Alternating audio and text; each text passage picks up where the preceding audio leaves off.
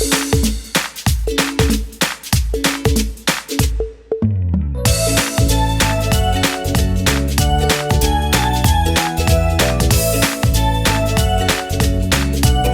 everyone, I'm so happy to discuss with you today about differential learning needs. What do we mean by learning needs? Learning needs is the gap between the learner's current level of knowledge and skill and the level of knowledge and skill required to perform a task or a set of tasks. This was given by Chu.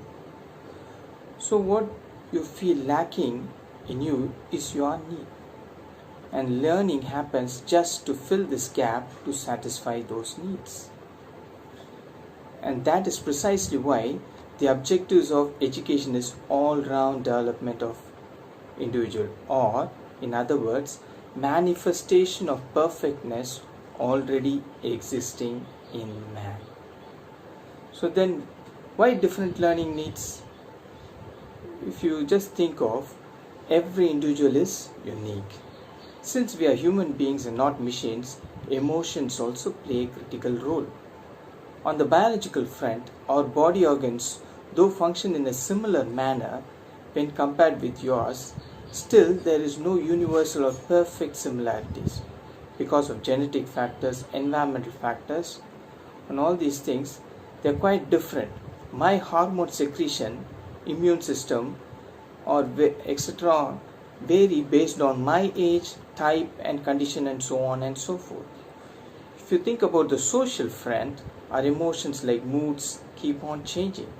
Since our moods are not constant, we cannot expect the same response even if every condition is the same. Hence our interaction within ourselves and around varies in level and intent. This is not the case when compared with machines, and that's why they have manuals to know about the problem and fix it, but we humans don't.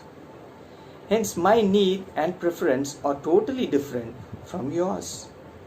Maslow, who gave the hierarchy of needs, classified lower order needs and also talked about higher order needs. And he says lower order needs should be satisfied to reach the higher order needs. So we have a variety of needs with various levels. Moreover, social and psychological factors also necessitate learning needs to be different. Then what is differential learning needs? Different means we have many needs. What do you mean by the differential learning needs? Is there any difference? If we look into different and differential needs, though it looks the same, there is a whole lot of difference between the two terms. Yes, of course, different here focuses on variety of needs, but differential talks about the changing dimension of needs in a given span of time. That is, they keep on changing based on the interest, capacity, time, nature of content, type of content, capability, skill requirement, cognition, mental setup, etc., etc. all the time and every time. For example, right now the child may be interested to learn science or to play, but the same kind of interest and motivation may be lacking after some time because of the context or the situation or the mental setup of the person would have changed. No? The other aspect of differential learning needs being this change is not proportionate or proportional, but random and disproportionate and dynamic, hence difficult to quantify. Because of this changing factor, only a dynamic personality with sound psychology coupled with efficient methodological abilities can be able to cater to or make a significant impact on students' learning. Hence, the role of a teacher becomes complex as well as noble, as he or she needs to possess a character to patiently deal with students. This is quite unique to teaching community, especially at the younger level.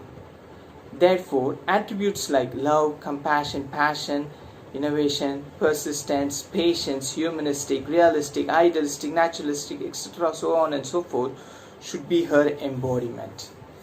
And what can be done in classroom is the next big question one might be asking upon. Maybe to make it very simple, with young children, teachers can make the difference in at least 4 important classroom elements that works best for most situations.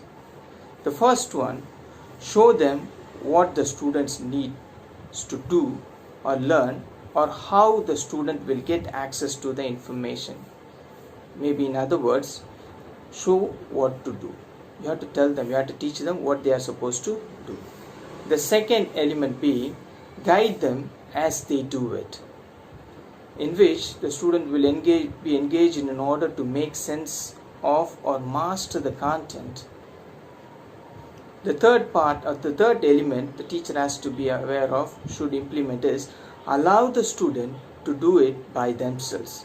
And for all these to happen, you have to allow the student to learn by experience. Above all, the fourth one being, support them with suitable environment and resources for them to focus on their learning. So this is what the teacher can do in a situation where we have differential learning needs, right? From the student point of view. Hope if one can practice this in classroom consistently, it is a reflection of a true and a great teacher. Hope you will be one soon. Thank you.